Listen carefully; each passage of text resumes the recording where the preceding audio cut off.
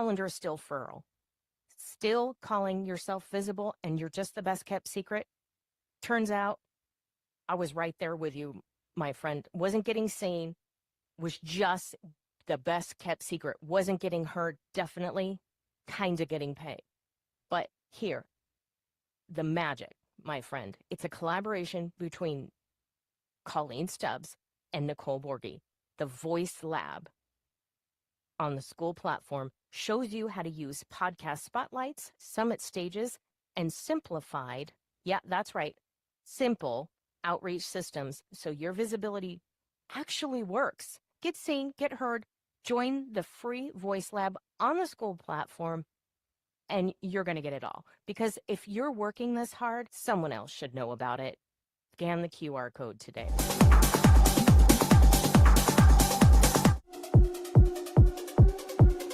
Welcome to a world of unforgettable experiences and immersive marketing. Transform your events into extraordinary moments that captivate your audience. Whether it's corporate gatherings, product launches, or community celebrations, our immersive marketing solutions elevate your events to new heights. Immerse your attendees in a world of audiobooks and podcasts tailored to your brand. Engage their senses and leave a lasting impression. Explore the power of storytelling with our curated podcast content. From insightful discussions to entertaining narratives, we've got the perfect audio experience for your event. Ready to make your next event unforgettable? Scan the QR code now and book a complimentary immersive marketing call with our experts. Let's create memories together. Elevate your events with immersive marketing.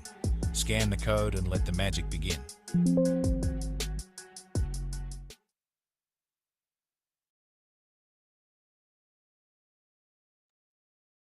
All right. Welcome back to another episode of the Pain Point Podcast. We are live. We are large and in charge. It is Wednesday, and we've got some great guests coming at you today, this morning, and hopefully we'll get it on and get it done just before that storm hits today. And I am your hostess with the mostest. I am Nicole Borghi, and we are here with the Pain Point Podcast, and the first of its kind, right? Started in virtual reality and going back to virtual reality in 2026. So it is time to get back in there, but it is all about virtual online and solving solutions to your business's pain points.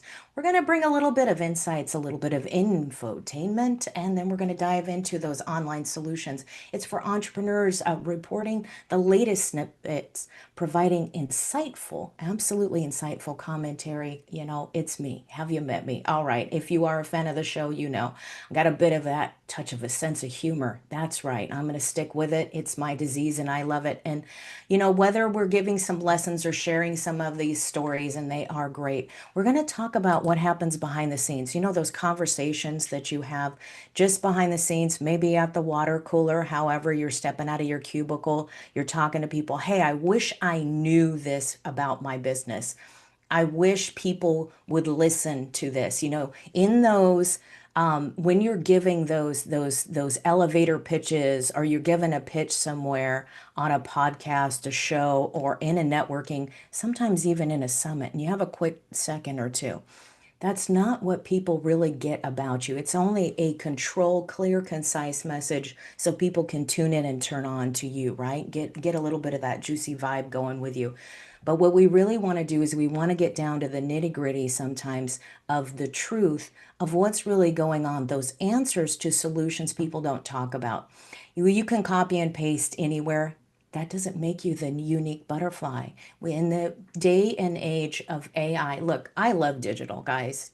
Don't get me wrong. You know, Claude went sentient recently. Hey, cool. We're all in a different time and dimension. That's what's great about virtual. But you know what? How do we stand out against AI?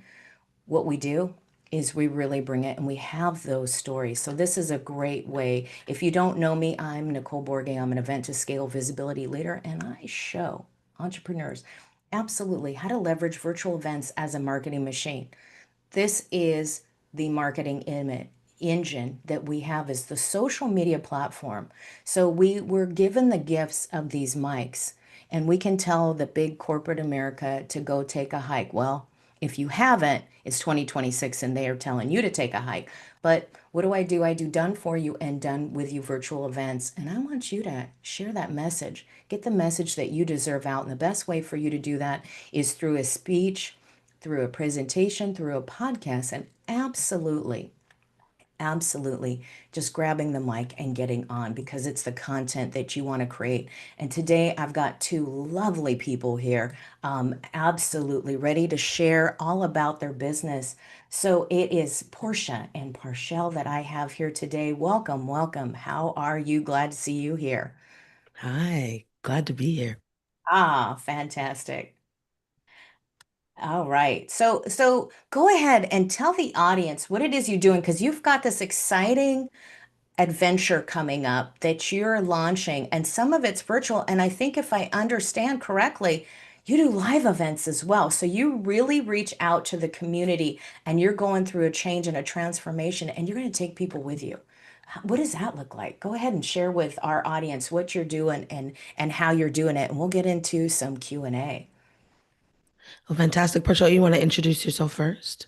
Yeah, absolutely. So I'm Parshell Oshimari. It is an early West Coast morning, but we are so grateful to be here. I myself come from a background of education and media production. And so over the last decade, I've been supporting experts in leveraging their expertise. And so mainly been doing that in a one-to-one fashion. And what we're excited about, and I'll have Portia speak more to her experience as well, but us coming together is really about building this ecosystem for contribution-focused entrepreneurs. It's a very important distinction to us as we came together to create this space. And it really is for the entrepreneurs that are essentially wanting to do more good. I think that there's a big illuminating calling for a number of us towards how we can be leveraging our businesses to doing more good. And so Ocean Mighty Learning as this new frontier for us is really about putting our arms around those entrepreneurs in some really unique ways through learning experiences, through the ability to learn in community, and altogether, again, leverage our expertise in the world for doing more good. And I would say, one of the things that my name is Portia Michelle Oshimari. I come to Parshall from the client experience space. So I've been in client experience and customer service for, it's insane. I was sitting here thinking about it. I'm like, I'm too young to be able to say 20 years, but 20 years solidly of crafting customized customer experiences and client experiences. And then I've been the last probably 10 years primarily in the online business space, supporting people in creating and crafting their offerings, their services, and the experience around those offers and services. And so one of the things that I bring to this conversation is looking at the experience of what learning actually is. I think that a lot of us have this conversation that learning is information share, and the truth is, in the same way that healers never heal anybody, they create an environment of healing and then people step into that healing if they desire to.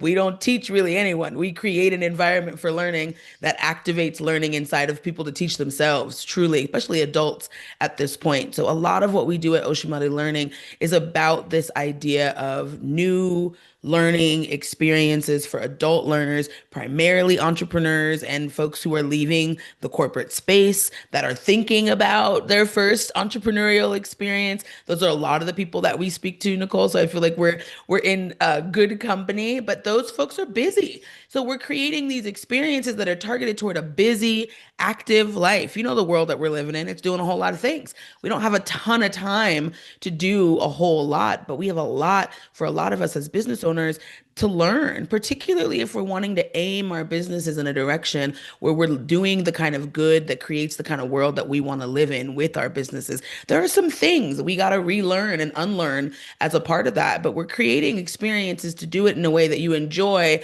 and it's not going to be exhausting. Oh, yeah.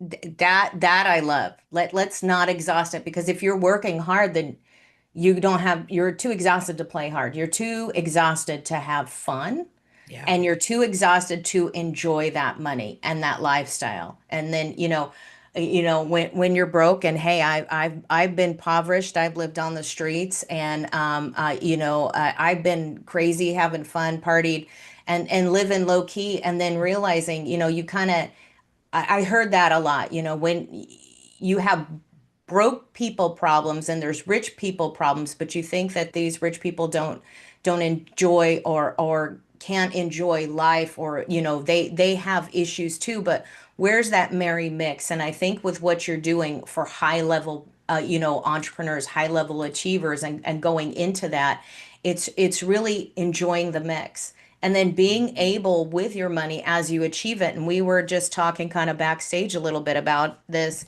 is that when we get that money, if you take a portion of it and you share, I mean, obviously give some wealth to you, take a vacation, celebrate your wins, give it to your family, share with your family, friends, and your community. But then also, where's that portion going to? I talk a lot about for a cause marketing. I think giving back to the community is such a solution, and where we look at it, when I talk to the executive director, part of the conversation that we had um, often and almost always is that with victims or with people, if they're in that tragic time and now they're switching into survivor mode, they're so stuck. And we see it every day, no matter what side of the fence you're on. It's just out of control that trigger is out there, that people are not healing themselves, and that they're angry and that they're sad and they are so upset, and it's just toxic everywhere. And it's this soup. But when we come into it and we're looking at it from a lens of post-traumatic growth, what solutions do we provide? And that's how I started online and in virtual reality, was teaching people in virtual reality with some AI tools, was teaching the sales team how to make money, right? How do you, if you teach your customer, I wasn't teaching sales, but if you teach your customers how to utilize a platform or Zoom or LinkedIn, how do you utilize it to build relationships, have a community, make money, and get those gains, that return on the investment, that magical ROI? If you get that, then people will be more apt into it. Why aren't more people into virtual reality? Because it was so darn expensive for a minute and they didn't realize they can make a buck. It's not just a gamersville. So when we're looking at that, so where what happened is that first event was in virtual reality, running a summit for domestic violence victims, bringing them to a stage. Not only that, it wasn't only to give them a voice, and gosh, what a way to do that. But the other thing was, you're never free unless you're financially free. Mm. But those that are financially free and successful don't necessarily feel free. So when you're doing this with your community and you're sharing with them, you've got intelligent people in there investing in their learning. And it seems like we're still learning and we're still growing. So how do you get people move kind of towards that? If you look at the triangle, I always go victim, survivor, mentor. How are you getting people past their survivor mode where they're not stuck anymore and they love their business, love what they're doing, and they're growing into mentorship where they're learning not just because it's there and they're not overwhelmed, but they can learn something and magically work within the community and the group that they're in and build that strength so they are successful and it's not just a one-trick pony. One of the things like we can definitely speak to when we consider how we're reimagining learning for this audience is a couple things. One is uh, everyone who is a part of the learning having a clear understanding of what their contribution is. That's really key in this because, and not just contributing to other people, also contributing to yourself. And so being clear on that and how we want to utilize our businesses for good is really interesting to, and we feel like imperative to identify at the start, because understanding what your contribution is, we call it your contribution map, really gives like a starting place for it. This is what I'm here to do. This is the vision that I have, the good I want to see done in the world. Here's what my unique design and my unique expertise and how it's wired to contribute is so essential. And that's such an empowering place to start from as well. It's kind of like coming through to see, what, I am a superhero here. I have some gifts and some abilities that can actually do some good in the world. And so just identifying that and being clear there is one of the things that we open up as like a first win, right? When you're in survival mode, to which all of us can relate to, small wins matter a lot. So if we can help the learning to be not something that feels like a fire hose, but how do we piece it out so that way we can give you the essential part of this methodology, this body of work, such that you can get a win.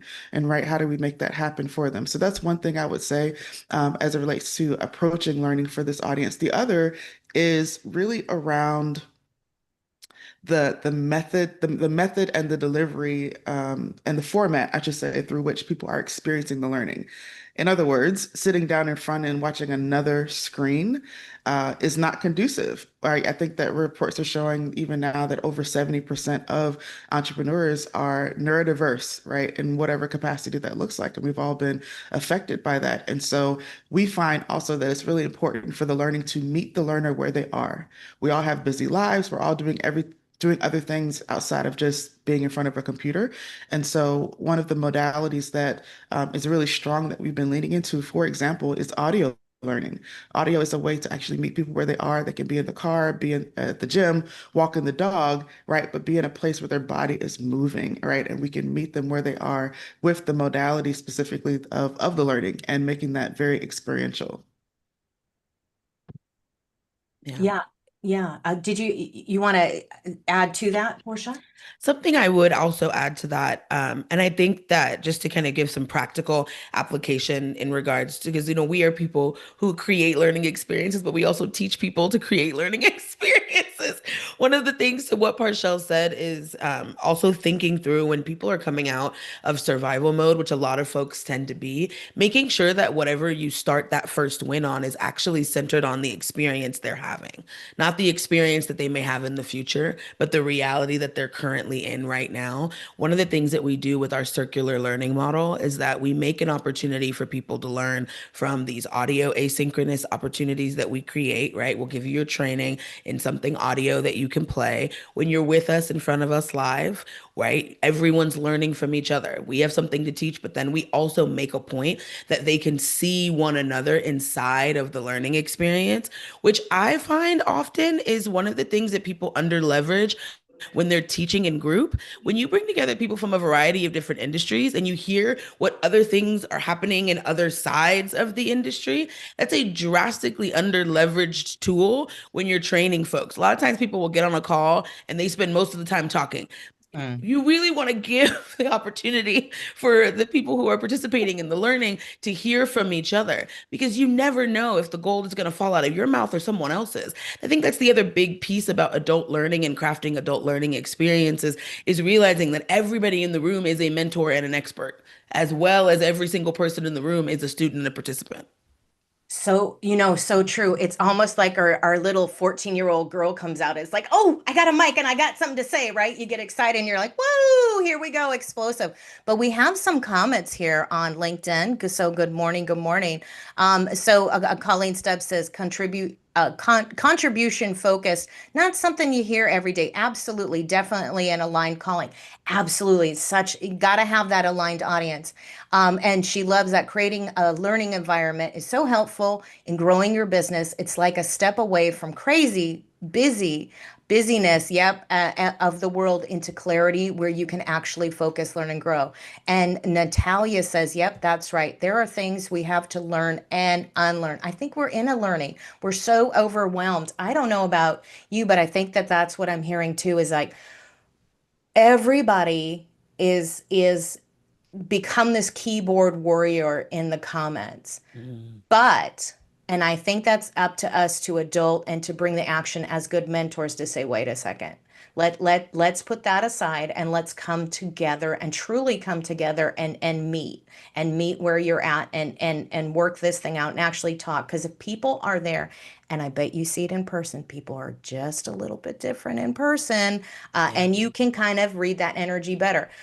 Sometimes there's a different place people kind of relax. I'm going to a live event at the end of this month, and I'm so excited because not only is it going to be fun, it's going to be at a stage, it's going to be in Orlando, but I get to meet people in real time, people I haven't met. And so I love that. I love that. I love that. I get to give big hugs. I get to say hello. But we're so overwhelmed in this, when you're talking about unlearning, I went back to school. I went back to college twice. I went back to school. I became a beautician. I had this thing, and then I went back to school. And then I went to the police academy, which was fun. We got to go into Fort Ord. Talk about having fun. If you're an outdoorsy person, we got to go play at Fort Ord and repel off the impossible cities. It's a whole brick urban city. Fun stuff. But I realized that that wasn't the way it was going to change stuff because I came to people at the hard end. Mm. And because I was from the streets, I had learned that, ooh, that's a quick way to stop somebody in their thinking. Not necessarily a good thing. That's not the way to change the world. And it got very political for over, obviously in these last few years. But I coming to this other side of it, realizing that when we're in the community, we can make a change and we can be those people. And I love that you're saying, hey, as a teacher, as the wise person in the room, and you have this expert wisdom that you're going to share people, the only way you know that they're making a change is because you're listening with those ears that you have. And that is a beauty about audio, is I can plug you in and I can listen to you, and you have these great voices that just the vibration that you have. And I think people have lost that too, is when you're talking, not only on a mic, but when you're talking to somebody, and the inflection in your voice, the Mm. tonality of who you are and where you're at. Like, hey, let's get real high and I'm telling a joke and we're having fun. And then, hey, this is something we got to lean into, right? So when you're coming back into that, um, and you're sharing that wisdom, it's the experience in those spaces. In it, there's learning. And correct me if I'm wrong, but I remember, and maybe this is a Mandela effect, I don't know, I remember back in the day, you had to show somebody, you had to tell somebody something in learning, you had to show them, Yeah. and then you had to let them play a little bit and screw it up a couple times, and then you had to bring them back. And so what have we forgot? Why have we forgotten this? And then with the advent of YouTube, everybody's a super smart, intelligent, better than all the archaeologists because I can read something online. I have never gone to a library. These YouTubers that never even go to a library and crack open a book past page one. They just go Mm. through the Cliff Notes for Dummies version of everything and never really look at the context of it. So when you're working with people, how do you kind of filter that down? Because there's a lot of unlearning and it's hard, especially if you're over 40. There's some things that you have in your world, especially with those triggers. There's some things that you have to stop. Where do you, what, gosh, where do you start?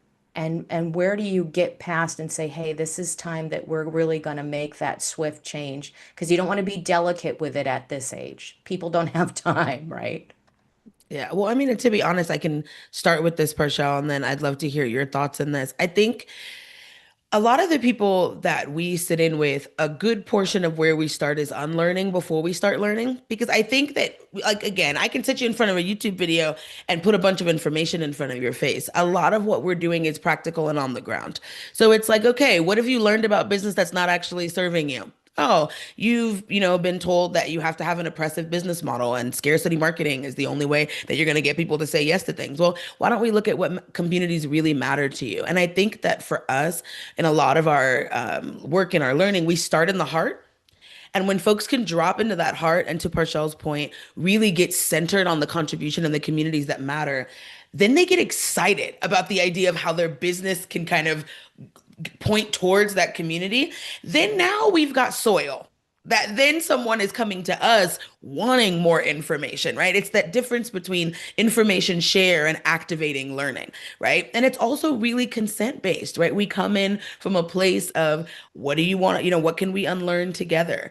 Where are you wanting to opt in? What have you been taught that isn't actually working for you? How can we then put something else in place, which creates, again, this almost little vacuum of space that then says, yes, I do want to learn more. Yes, I am interested in what next steps look forward to. So we don't necessarily have to beat you over the head for it. You're asking at that point, right? We're in a communal conversation, which is one of those things I also feel like, to your point, we've missed as human beings, is like allowing adults to have agency and sovereignty and go, oh yeah, actually you're right. Let me drive a bit of my learning experience, right? Let me tell you, I need to see it again. Can you repeat it again? Can we hear three or four people ask a question a different way so that they're out showing us when, we want you to go skin your knees and then come back and tell us what's happening so that we can actually be in the reality of it. Because I also think that that's what a lot of people are missing from the digital marketing and the digital online learning space. Is like when I'm at a YouTube video and you told me to do it your way, and then I go do it my way, and then it doesn't work.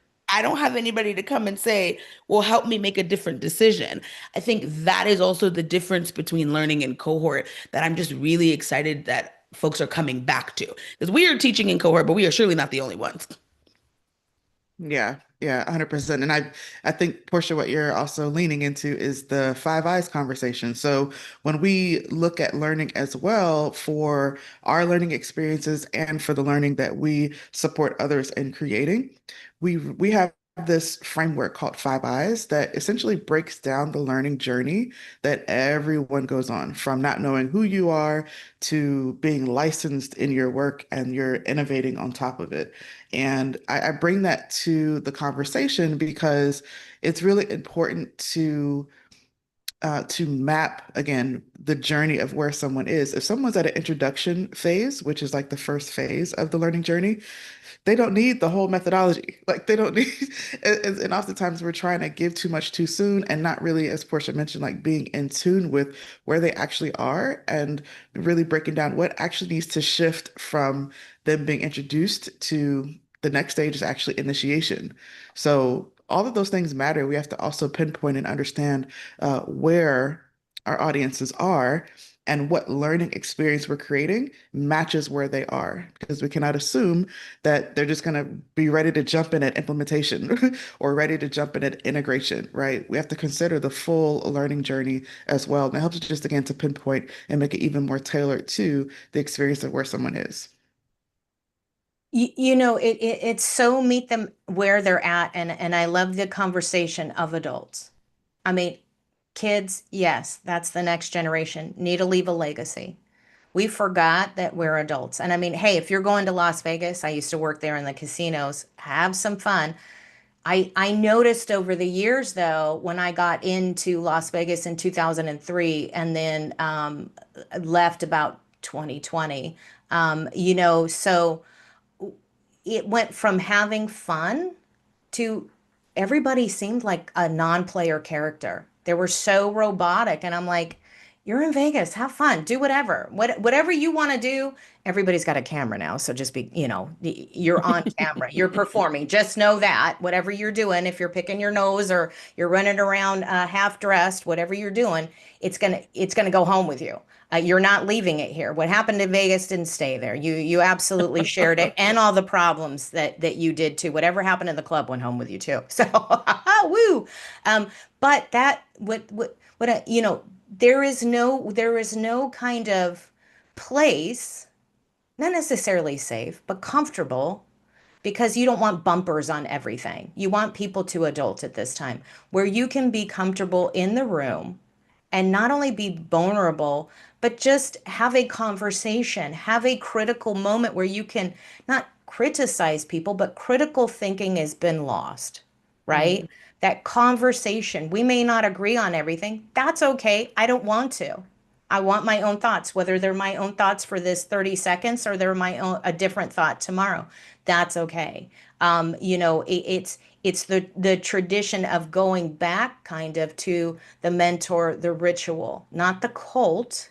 And a lot of that has changed. And I think I love what you're doing because you're breaking away from that cult following mentality. And a lot of healers and a lot of teachers have kind of unfortunately fallen into that path. And that this moment when we're going on and we're rising up. And what I love is like Billy Carson, where he does the woke doesn't mean broke.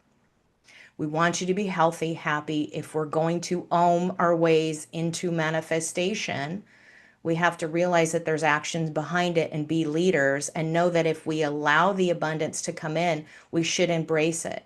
That abundance means not only gifts and things that happen, events or friends, but it also means money, and it means that we're okay to have that.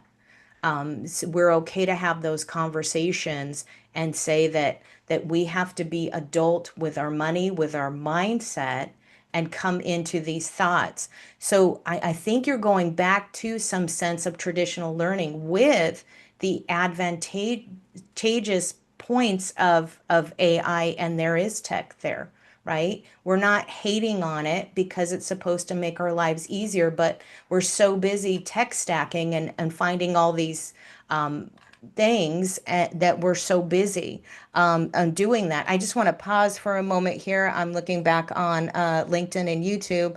So good stuff. There was a win-win from Enlightened Enchantress on here on YouTube.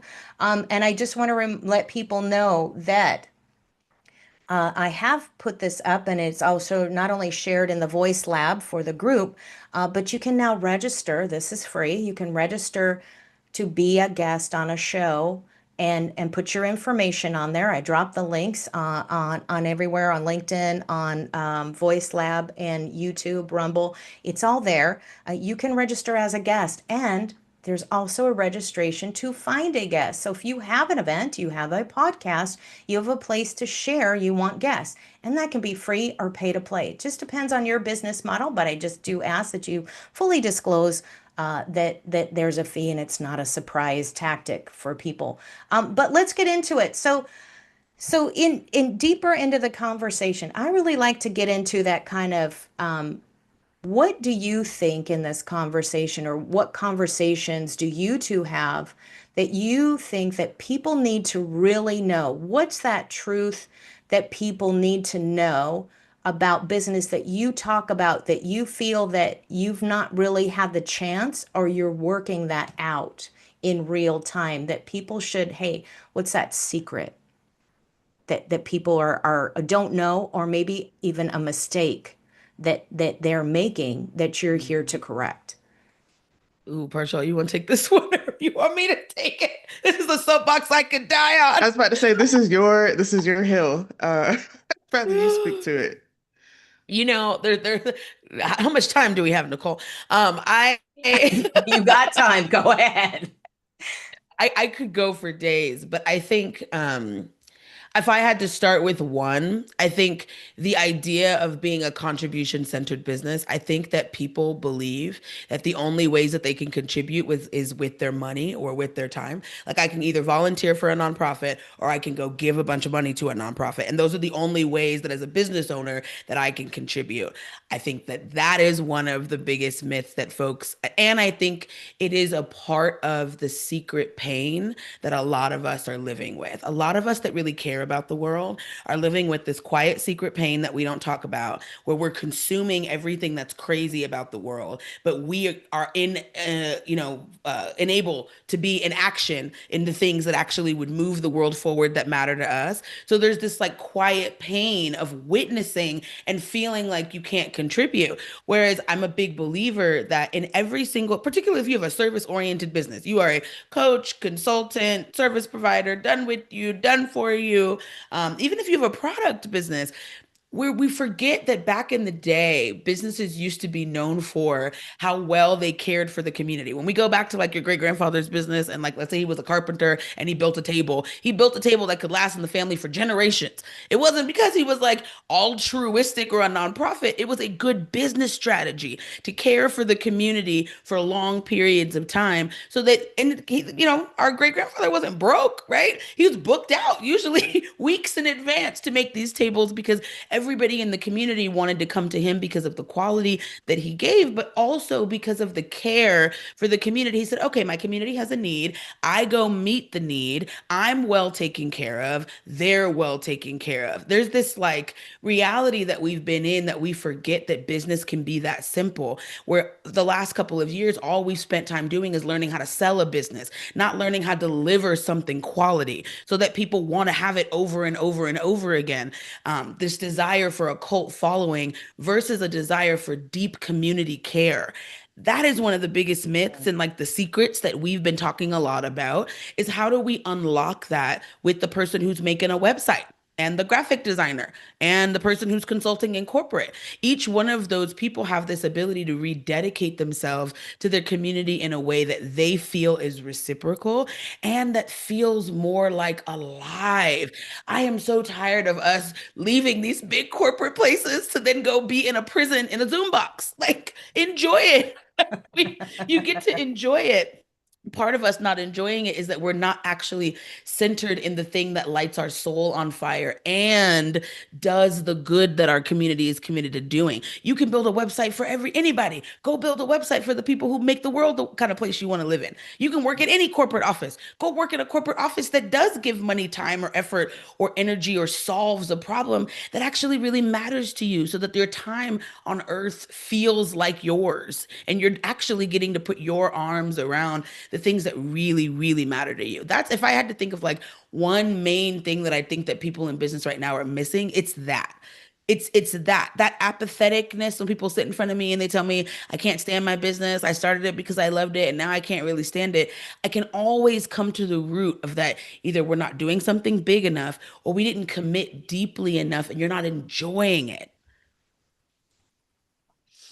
Oh yeah. Thank you for coming to my TED Talk.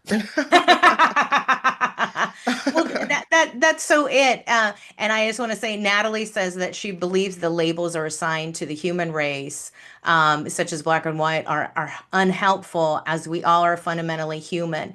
And we forgot that we're here in our meat suit. I mean, she didn't say that. I'm adding to it. We did forget Me we're too. all here in a meat suit on a journey.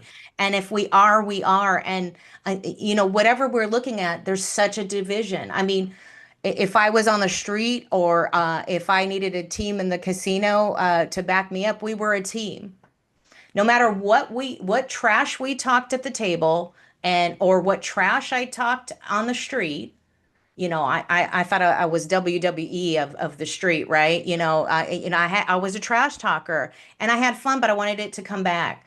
But whatever trash talk we had, when that hit that we needed a help, we came and we helped each other, and that's a community. So you got that brotherly, sisterly love, and there's some fighting in there, right? We can't forget that we're human. We're here having that human experience in our meat suit. But if we can get past that and start realizing that hey, we do need community support. If you are getting out of corporate America, why are you buying those box stores, right? Why are you buying a franchise? And I let people that are in business, don't hate. It's good to know that you can get a cheeseburger on the road at 2 in the morning or a taco, and we all need that because I'm not going to We the all need a taco truck taco. at 2 in the morning when I'm driving, right? But I love them. It depends on what state you're in and how you're rolling. But the thing is that we're going back to corporate America. The mom and pop stores, when the quake hit in Santa Cruz in California in '89, and they had all these wonderful little, it was kind of like a Haight Ashbury, San Francisco at the time. They had all these Mhm. wonderful little mom and pop stores, and you can talk to people, and people lived in Santa Cruz for years, and there was this 4 levels of a bookstore. Oh my gosh, you could stay there all day, and they had great coffee because it was roasted right there down the street, and you could just read and you can talk to people and people had a conversation whether you were bathed or not. You just talked to people, everybody had the same thing of a book, right?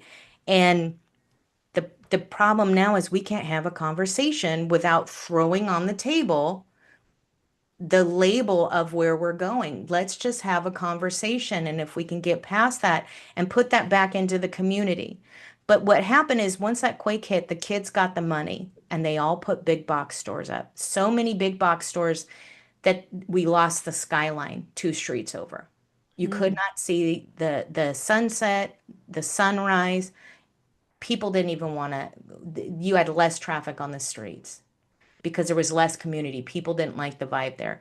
And the point with that is that when we go into the business and we leave the business, we are not yet. Yes, Natalia, the reality of depending on each other has not caught up to humanity. No, but we're here in a time where we can come together and make that change and be that change. And those of us who are serving here and want to stay here and we're in service with our heart, if what are we doing with that money? What are we doing uniquely to bring back the community? You're just chasing the community away, I think. And I love that's what, I love about what you're doing is you're finding that support. And we have these groups and they're not collaborating. If we take our tech and we automate and delegate as a leader to the tech or to the people that we hire, that way we can come back and we can be that human and go back into having that time with those conversations and caring for our clients. If it's overwhelming, we can't do that. And I think that's getting back into the touch of your community and having those conversations. And when you're having live events, you can absolutely have live conversations. How does that change when people come to see you personally and they get to talk to you? They get to break bread with you. They get to have, whether it's sipping a cocktail or having a coffee. What is the difference in the conversation and the change that people are having when they're there one to one with you? Yeah, that's a great question. When we are one to one, there is, and we actually just experienced this. We were in South Carolina at the Women in Publishing Summit with Alexa Bigworth. Shout out to that community there.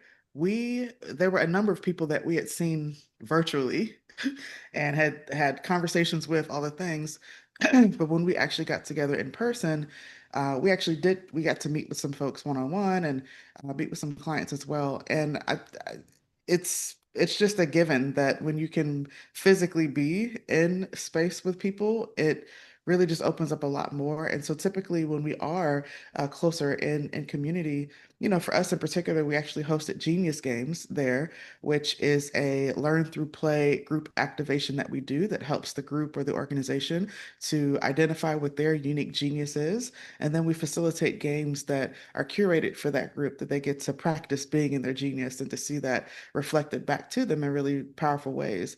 And in that experience, right, we've done this virtually and we've done it in person many times.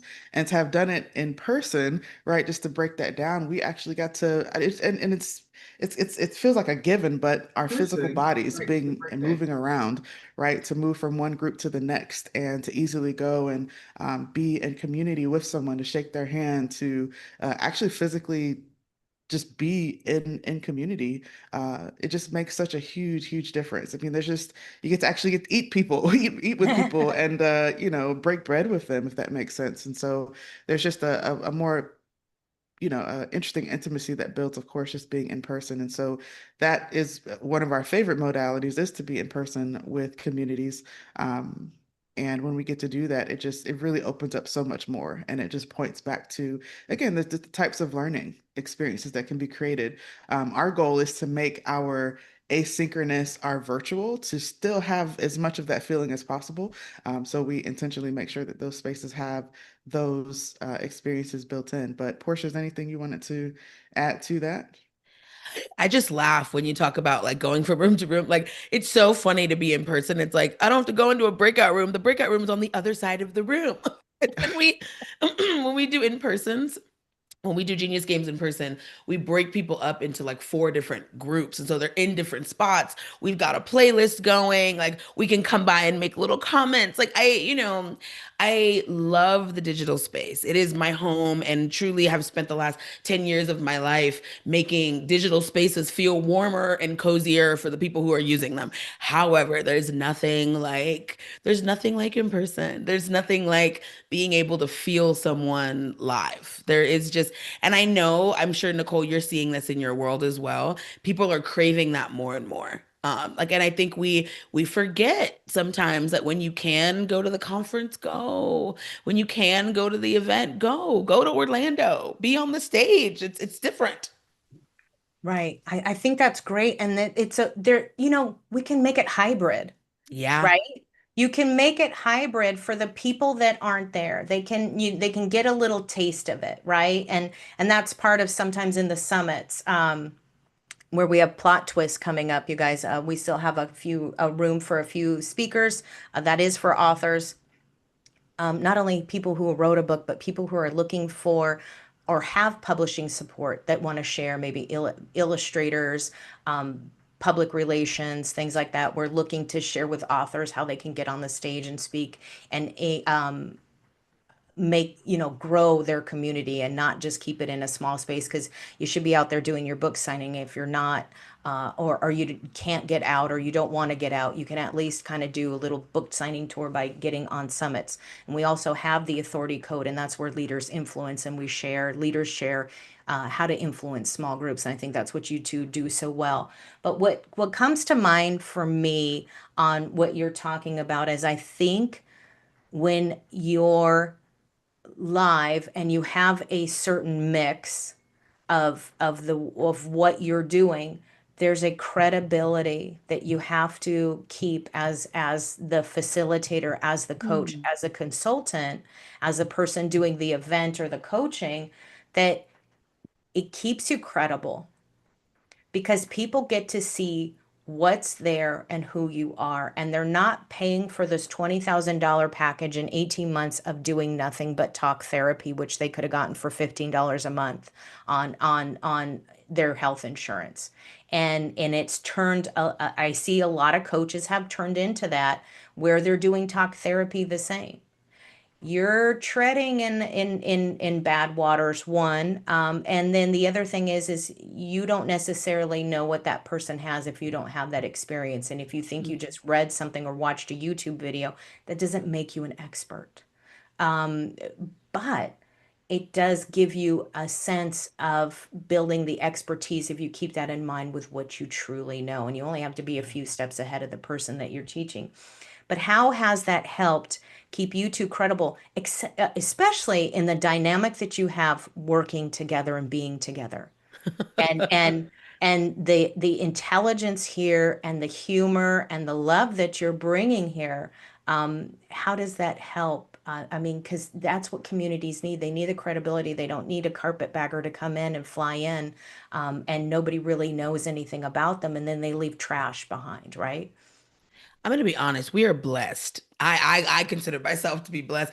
I don't know how we ended up doing this thing called life together, but we happened to make an interesting match. Parshell is a teacher at heart. And so I always laugh because Parshell spent most of their life what I call teaching to the back of the class. Like everybody from the front of the room, from the very first seat to the back of the class, is being thought of in the process. And so it's very customized to them. And I am a person, I'm a coach by heart. So I don't necessarily, Parshell does all the teaching and the presenting and the like chronological order, because the way that my neurodivergence works, I don't do that very well. And then I do all of the like customizing. And I think that that tends to be the place, if I had to think about where our expertise shows up the most, it's that you can be in a room of 30 people, but when you get in front of me and we have a conversation, we're making it custom fit. We like to say, we make a fingerprint business as unique to you as yours. And we can kind of take what's there and really make it less plug and play and more, here's your personal situation, here's what's going on with you, here's advice that actually sits in your beingness. And there's something about being able to do that live that I do think is an interesting way of establishing expertise, because we would need to know our stuff to be able to take whatever you give us and give you a solution based on that's there. And I don't think that like it's not quite the same as when you are online and you have to teach to so many, like you're on a YouTube, let's say, for example, and you're sharing information, you have no idea who's sitting in front of you. So it's so broad and it has to kind of be so general. It's almost like going to go eat food at a buffet. Like they don't use salt and pepper because they have no idea who's going to come and eat it. Right. Versus when we're live, you can tell me exactly what's going on with you and what's happening in your world. And I can give you an exact response to that place, whether you're live digitally or you're live in person. Yeah, truly. It's about customizing the experience as much as possible and personalizing that. That is the future, Mm, right? When we look mm. at right now how we interact with AI, it is your feed and your chat and your relationship with your AI is very customized to you. And I think that that is, again, the future of learning and how we can match that to the uniqueness of the individuals and the people that are there. It makes a huge, huge difference. It absolutely does, and bless you, Portia.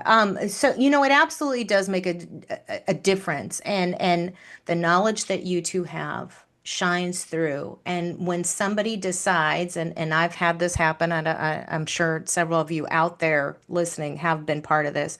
I was in a breakout room, and we're in a breakout room for let's say 10 minutes. And in that breakout room, there's five of us. We're going 2 minutes, 2 minute clock here, and I'm keeping time. And someone comes in and they have changed their business in that 10 minutes four times.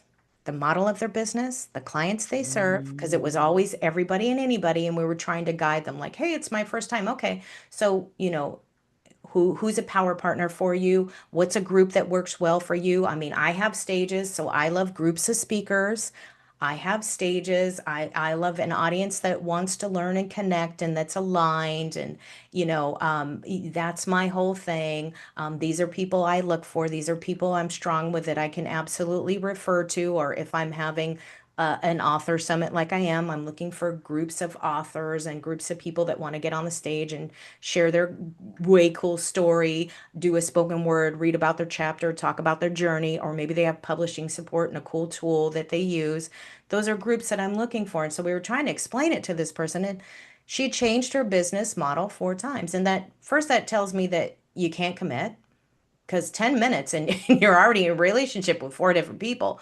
But the second thing is somebody's throwing hearts and thumbs up. I love it. And the second thing is that the guidance of we can't serve you, we can't share with you, we cannot guide you if you can't take that feedback. Find just one today, at least for this 10 minutes. Who are you serving, and what is your business? So that tells me is that I'm worried about that person. I worked in a boutique healing space in Las Vegas. I was finding myself, and I'm here where I am, wherever I GPS myself. I found myself, unfortunately, right? That those times of your life where you're going through some healing changes.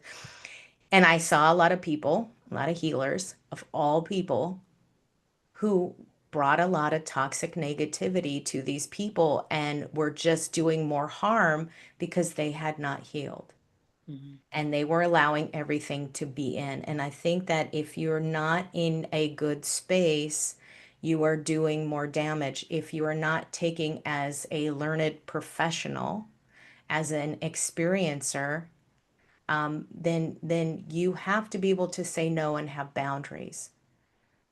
You're not helping anybody if you're throwing all this, this fake influence positivity out there, because we can all be in an airplane, right? We can all show those fancy cars that you don't have to rent anymore because you have AI.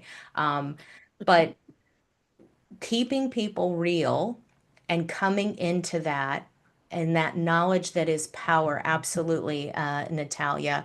And I'm probably going to mess this name up, but Shafayette, I think, is the name. Yeah, thank you for putting those hearts in there. Coming back to that in this journey, what would you like to leave people with that people don't normally talk about, that you are going to tell your audience, that you want your audience to know, to come with? Maybe if they have to clean their ears, right? Take the rocks out of their head, clear out the cobwebs. Maybe do your shadow work before you come. But what did they really need to come with to be an adult and to be able to fully be in that experience? So they're not coming with baggage. One of the things I would definitely say is to know how you are uniquely wired to run your business and to be in joy in that. I've been on a bit of a self-discovery journey myself over the last few years, several years, and in that every time I learned something that was pretty significant, it had a direct impact on how I was moving in my business. Everything from the activities that I devote myself to, the activities I show up to regularly in my business, as well as even the business model. This actual expression of Oshimari learning as a business is a step in a completely different business model for me personally, and I think for Portia as well, for sure.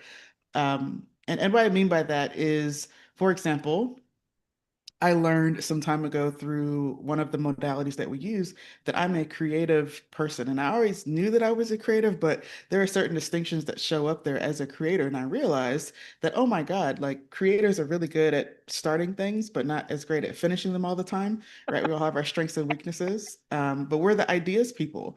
And I realized a bit earlier in my business that I really was drawn to other creators, right?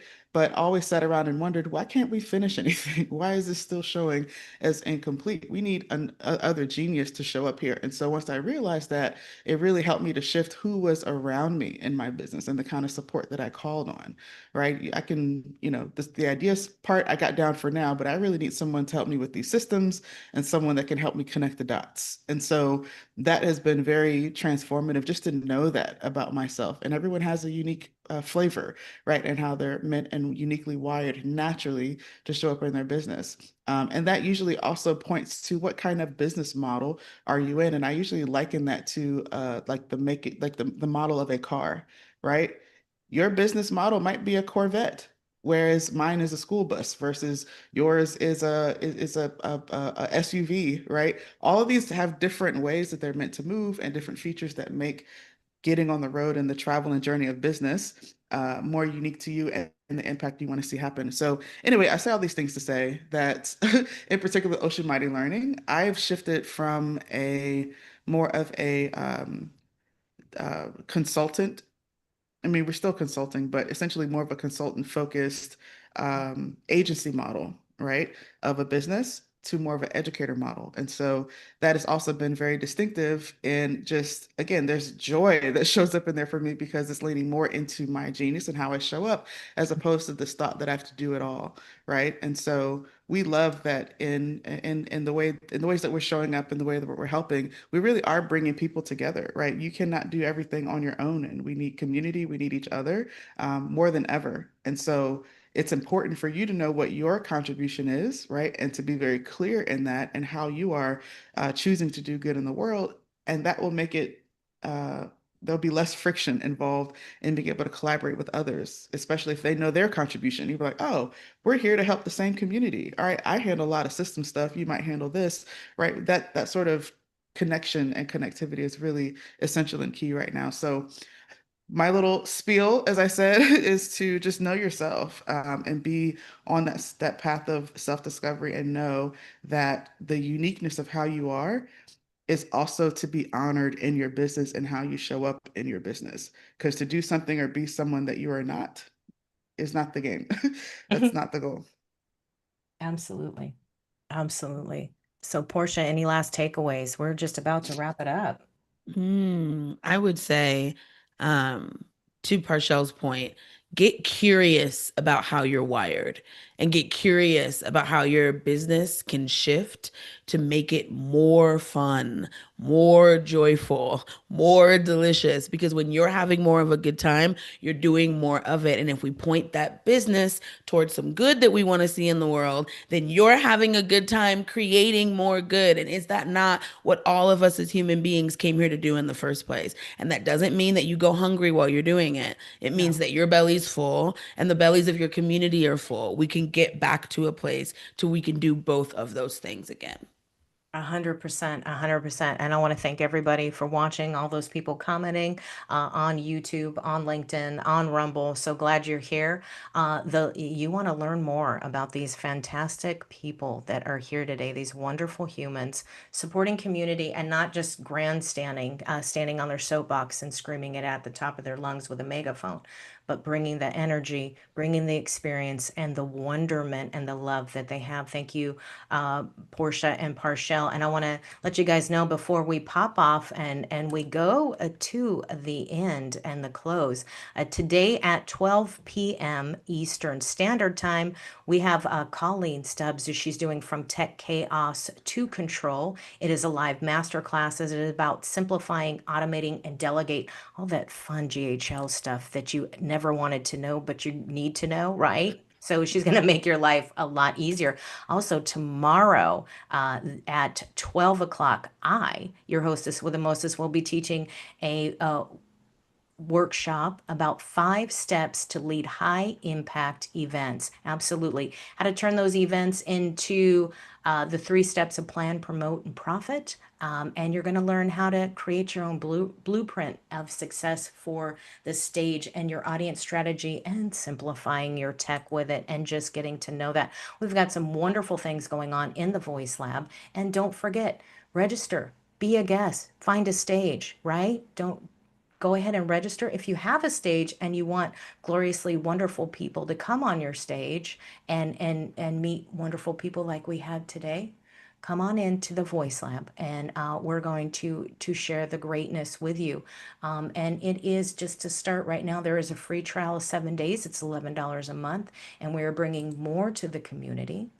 We are sharing with the community, opening up more to the community, and bringing some more master classes. We just had Laura Doman in there talking about Boring Keeps You Broke. She made a little comedy and shared that enlightenment about being on the stage, being on the camera, and selling from that camera. And we had Daniel Andrews, who was teaching Stop Networking, Start Building Relationships That Last, right? All about true networking and relationship building. That's what we're all about, is building those relationships. All right, guys, we're going to hit it and quit it. We're out of here. Love you. Have a great day. We'll see you on the other side.